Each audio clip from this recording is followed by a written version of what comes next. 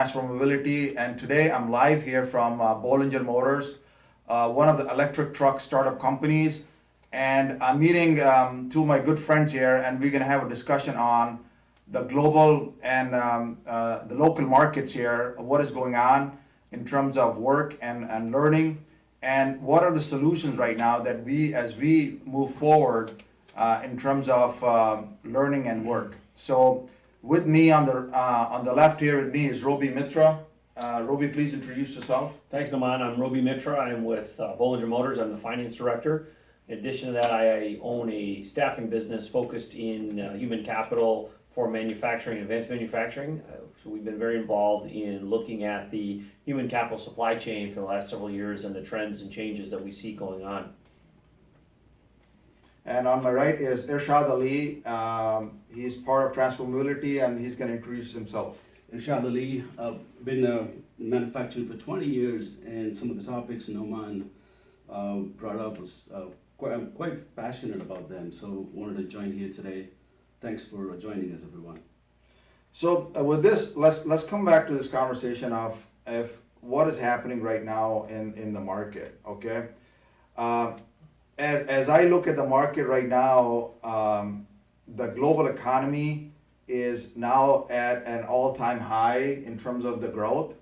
And Robi, where do you see this economy is going from here? What is your perception of what is happening? I think perception-wise, what we're seeing is some changes in the marketplace driven by some slowdowns globally, but most impactfully, I think here, particularly in where we're located in Southeast Michigan, we're starting to see some of the beginning headwinds in the automotive industry in general, and at the same time behind that is this change going on with electrification and some of the trends around that space that are beginning to grow in importance and in momentum. At the same time, you're seeing the traditional internal combustion engines begin to slow, and it's very interesting and maybe a little unclear as to where that goes and how deep that slowdown becomes, and then the ripple effect from that we'll see not just regionally here but across the landscape in North America as that industry begins to slow down. And so this is all things that we're taking notice of, both here at Bollinger but also in the human capital side, is to see as you're seeing a lot of headlines these days of layoffs, particularly in the higher skilled workforce, right? Engineers and product development folks that are being laid off in some of the larger OE automotive companies. So where does that lead as you start to see more of that human capital layoff happening, the slowdown? How does that impact what's going on globally and impact some of the trends? Those are the things we're starting to pay attention to and really look at. Okay, so from one thing I'm watching very closely. So globally, we have a huge run, a global growth, and in the last 10 years, that GDP has been great. But I see as we're moving forward in the next few years, I think a slowdown in GDP. The World Economic Bank is talking about slowdown. All all the indicators are telling us that there will be a slowdown in GDP and the global growth. And also coming from Asia and Europe and also here in the US, there will be some type of slowdown as we move forward. But connect that with a trend which is one of the main topic that we are talking about, that automation is coming very heavily. We used to see automation in the factory level. Now automation is in our house, in our everyday life. And that automation at a very low level is going to have a huge impact on jobs. Okay? And this is where there's forecast of 75 million job loss, but at the same time 133 million job gains. So we need to understand this phenomenon, that how automation is going to impact, but also how automation is going to create synergy and more work and more growth in the marketplace. So this is where I think where the work and learning is changing at the same time. So what is your what are you seeing, Roby, from that perspective? Well, I think it's an interesting topic. It's a very broad topic because it touches on a lot of different elements of change, right? And so you're talking about change and change management. You're talking about automation from what we traditionally think of automation in the factory floor, and taking that out of the factory floor and bringing that into our day-to-day lives. And really underpinning all of this is this idea of connectivity.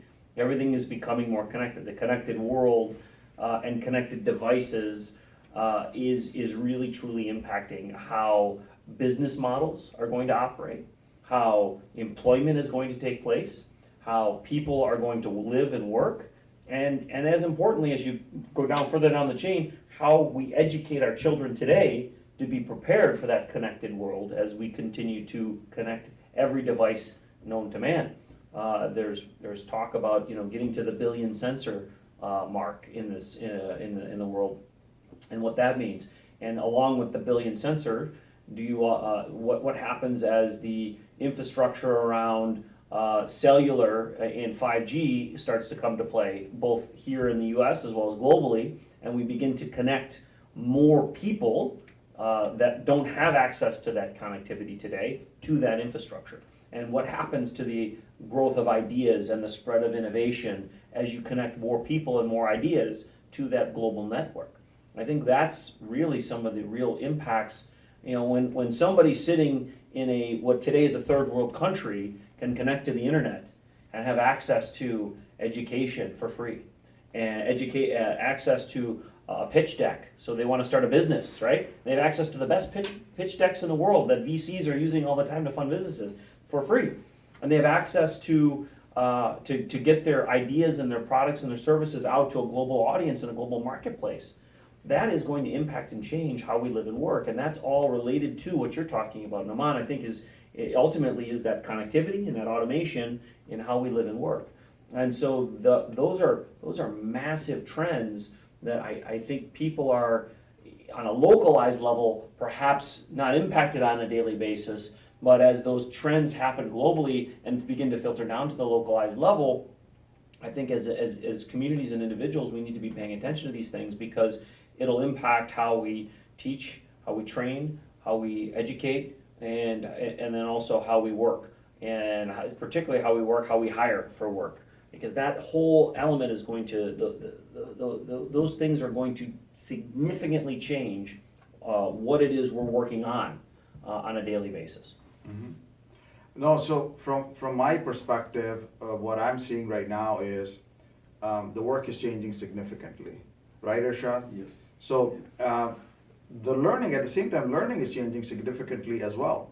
So the work is when I grew up, okay, I grew up in a work environment where there's education, okay, and there's work, and there's retirement. So there's a linear model. Yes. Where we grew up in this environment, and that is totally changing.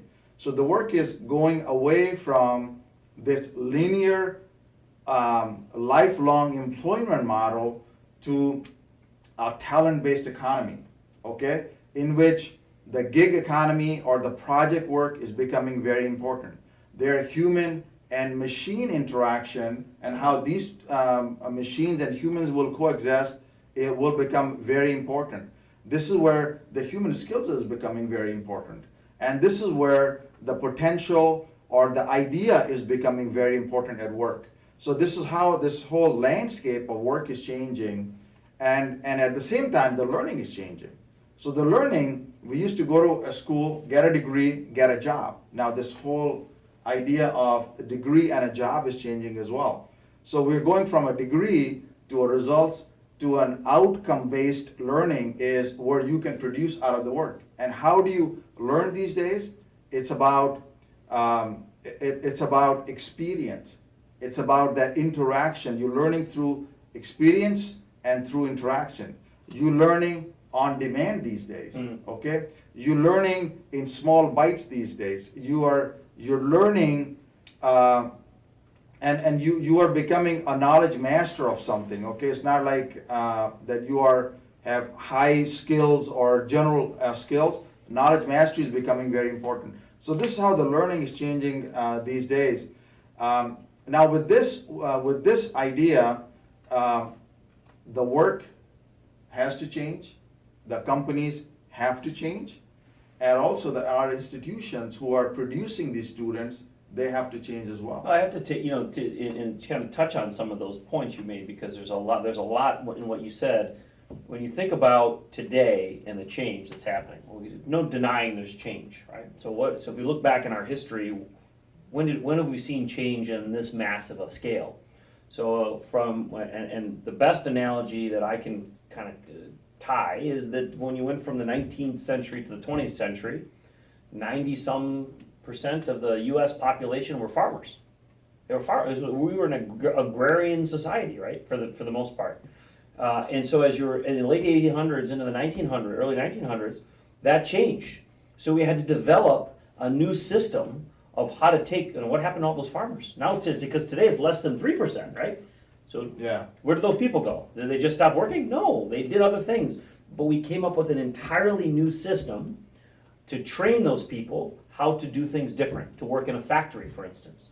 So just in the same way we developed the K through 12 system in education back then to train people to leave a farm field and go to work in a factory, now we have to train them to leave the factory to become gig workers, to work with machines and interface and have that interaction and to work differently. If we still apply the same system that took us from farm fields to factories to today, there's going to be a gap, which is what we see today. We see a big gap in skills. Why? Because we have to change that model. And so and you're starting to see some of this, right? Some of the educational systems are starting to really pay attention to this now. And part of that is driven by technology, in my opinion, because what technology is allowing us to do as human beings is to look and see what are we very good at as humans, right? We're good at adapting. We adapt well. So, and technology is also teaching us that we can learn that not everybody learns the same. So therefore, to your point about learning on demand, but also learning in bite-size on demand for your learning style, right? So how you learn and how each it's individualized, it's bespoke or custom learning that we're having. That's a far different model than was before when we say, hey, now come and sit in a class, everybody learns the same subjects at the same time for the same length, for the same period, and then you move to the next subject, right? That can't work anymore, right? This is not the way the economy is functioning. And so to address that, we have to change those learning pathways and models. The challenges we have, I think, the biggest challenges we have are the entrenched systems of bureaucracy we set up to manage all of this are very resistant to change. So we have to almost go through this slowdown in the economy, some of these pain points around big gaps in talent, in order for people to then say, okay, now we need to really do something more radical or different because this isn't sustainable at the current levels. It's not sustainable where we're at. And the impact, I think if you talk to most CEOs and most business leaders, their biggest concern is talent. And not just that there's talent, that there's qualified talent for the jobs they need filled, right?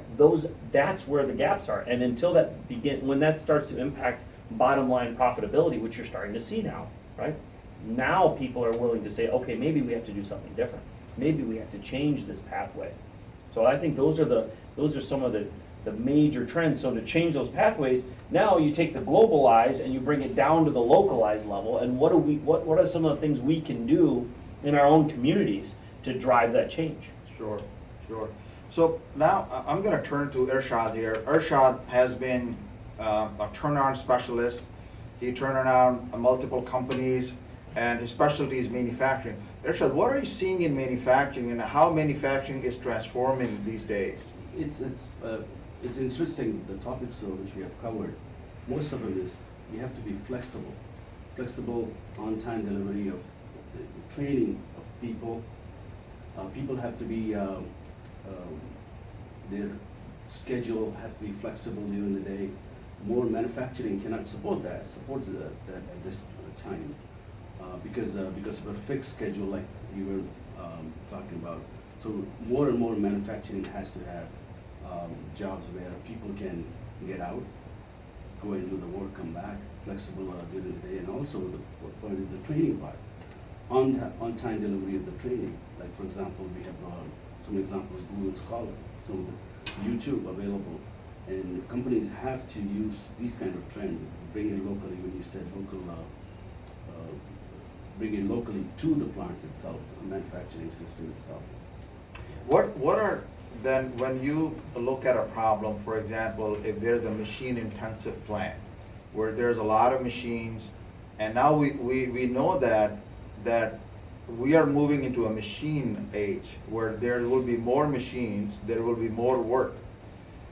How do you see the impact to the jobs, and what the people need to learn these days to operate these machines? What is becoming more important in from your perspective? Lack of highly skilled technicians, lack of even the engineers coming out, they have to be trained in the plant, so we need some way that they can get a step up, or the knowledge has to somehow be imparted to them before even they start the jobs.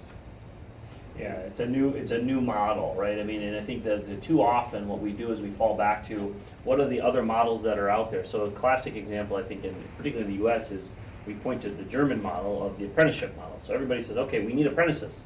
That's the answer. Well, that may be the answer in certain circumstances, and it may be the answer for a piece of the workforce, but it's not the answer for everything, right? It's, to your point, it's got to be additional. There's got to be some additional resources, and the technology exists that we can use these things. But again, sometimes it takes time, resources, investment, and those are things that companies are typically. The biggest complaint we've heard over time is that if I train somebody, they're going to leave me for $1 more an hour, right? Because now I've trained them to be a better worker. Now the guy down the street, he can't find the people, so he's going to come take my person who I just trained. And my personal response to that is, well, that's your fault. That's your fault for not creating a culture in your organization that someone wants to stay. Is the facts and the data suggest that the monetary aspect of switching jobs is like 4th or 5th on the list. Number 1 is my supervisor was terrible, right? My boss sucked. Say what it is, right? My boss was terrible. So that's where they leave. They didn't leave because they wanted to make $1 more an hour. Now, it so happens someone was offering them that, but it's always something else, not the monetary aspect that is the driver. That's a result. It's not the driver. So how we do these things. It's the trigger. It's a trigger. It's the trigger for looking for another job. So building a good culture to keep people, it's key in the coming one of the key to keep the people back at one place. Also, So with this, I'm gonna bring our discussion to a conclusion here. I think we have a good discussion on are some of the trends in the market that we are seeing, and what are some of the changes that we're experiencing at work and learning. So with this, I like to keep this conversation going. I think we need to come back next time with another topic in this conversation, because this is what people are challenged with right now, and this is the right type of conversation where I think we'll be doing some more podcasts and some more pointed discussions on. So stay tuned and keep watching. Thank you very much. I appreciate Robi Mitra Thank you. and Irshad.